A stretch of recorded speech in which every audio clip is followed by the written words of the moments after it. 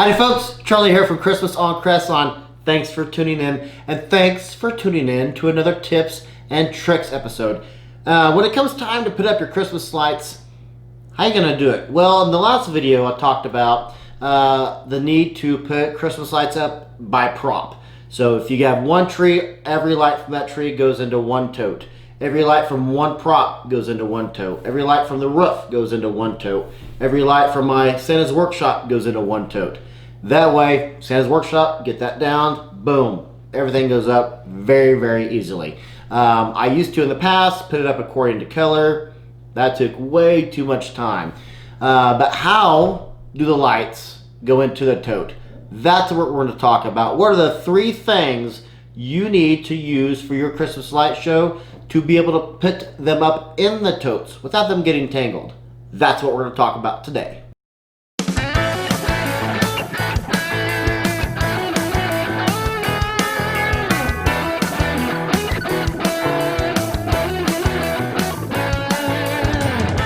So, it's time to put your Christmas lights up. Well, we put ours up in totes, and which works out great for us. I take one tote down, and that is the entire, every single light bulb I need for a particular prop. Or if it's for my red maple, I have 2 40-gallon totes, and that has every single light I need. But how do you put the lights in the totes so they don't get all tangled and you don't have a giant ball of lights, Griswold style, that you have to spend hours untangling?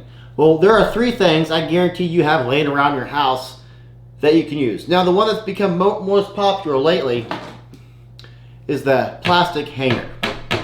I don't use this, but in case you don't have 80,000 lights like we do, maybe you just have 1,000, then Christmas lights can absolutely come in handy. And it's pretty self-explanatory in how it's done in all these. But one huge advantage of being able to do this is with the male end, you leave yourself enough room on these little, you actually don't know what these little hooks here are for. I have no idea. Dress, maybe it's for like a spaghetti strap of a dress, I don't know. But if you know what these little hooks are for, please by all means let me know in the comments, because I have no idea. But you want to leave your male end down, dangling. You know what, let's even do it a little bit more. Let's do one more light. And then you're just going to come here and you're going to use this, the hook here as an access point. And you're going to do, after you do that, you're going to do one over here. And the benefits of doing it this way, especially if you only have about 1,000 lights to do it, about halfway point you come over to the other side, is if you only have about 1,000 lights, or maybe even 20,000, putting it on a hanger isn't a bad idea. One, it's going to keep them up away. If you live out in the country, you won't have any field mice getting to these things because they'll be elevated. You won't have any problem with anything ever getting to them that doesn't need to get to them. They'll be indoors, so they will always be, they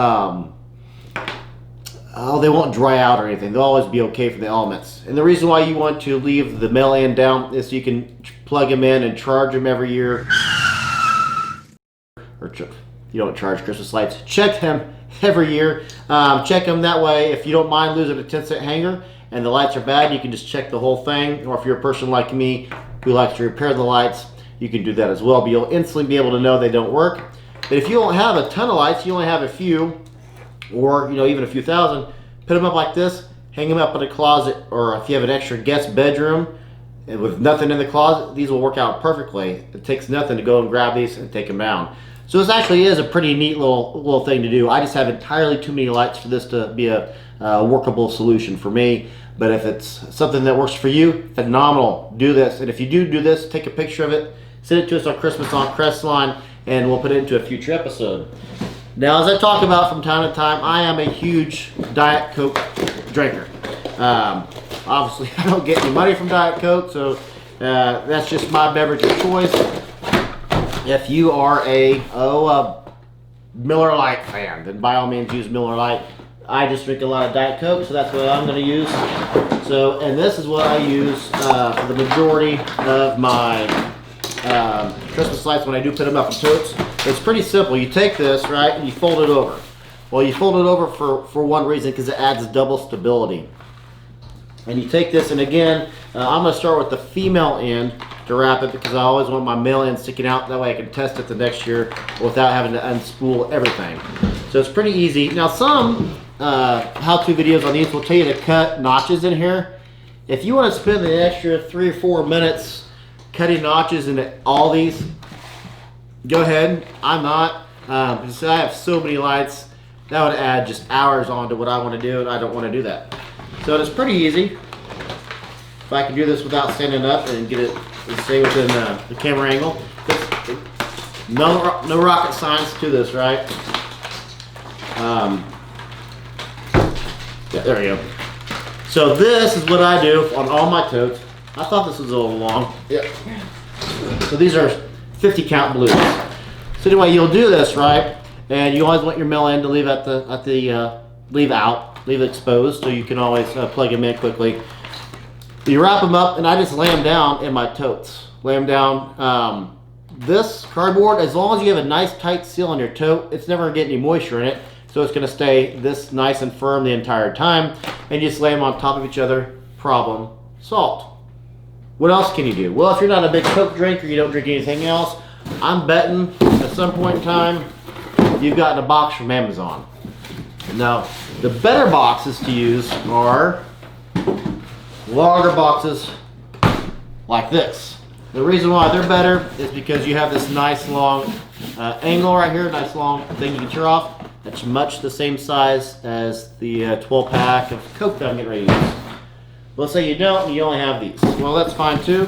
You take one of the edges, you simply tear it off. You get yourself some Christmas lights. Boom, and you do the exact same thing. Again, you always want to leave the mill end exposed out so you can get to it to test the lights next year, but it's fairly simple. And these are just a little 5mm 50 count string of lights. These are my backup lights that I use when I have a short section of blues that go out. For whatever reason, it's always blues that go out for me. It used to be a huge problem with incandescents. Not so much anymore with LEDs, but I still have these as a backup. But that's it. If you have an Amazon box, you have a solution. If you have a coat hanger, you have a solution. If you have beer, Coke, whatever box, you have a solution. And everybody's going to have those 3 things laying around the house. So that's for today's solution. As a bonus tip,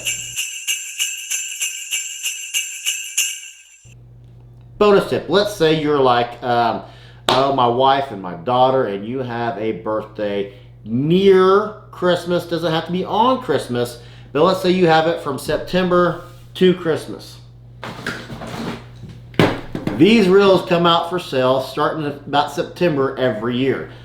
I highly recommend these. These are the best things to use for your light up cords, for your Christmas cords, because it's got this nice handle here. It's got a space for you to plug it in to be nice and tight. It actually has 4 outlets on here. And this will hold 200 lights. It'll only hold 200 lights, which is obviously 2 100 strings, but these just stack up so perfectly in totes, or they can stack up next to each other so perfectly in totes. They're phenomenal. These are my favorite. What's it got to do with the birthday or for Christmas?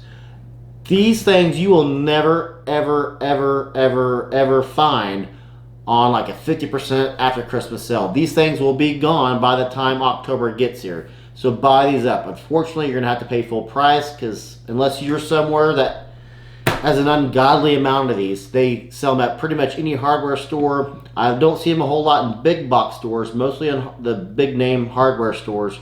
Buy these things up and give them to someone you know that likes to hang Christmas lights, because these things, if I could use probably another 50 of these and be perfectly fine. They don't usually break. Every now and then they do, but this one I think I've probably had for 6 seasons. They hold up very nicely, especially in watertight totes. But as a bonus tip, this is going to be the best thing you're going to have. It's designed for lights. It has 4 prongs in here. You'll never fit 4 lights. Sometimes I'll stretch a third, and a third strand of lights will come up about a ½ an inch or an inch outside of the reel. But as a bonus tip, get that if you can. So here on Christmas on Crestline, we've been doing very well for ourselves. We had a great December. We had several videos that kind of blew up a little bit. We had one that almost reached 30,000. We had a couple that either met or getting ready to meet 20,000. We've gotten a lot of new subscribers I want to welcome to the show. So some of just the recent subscribers we've had, James Roadbrush, Sheena Wright, Chris Alvazado, Chief Brett Waters, FFREMTP.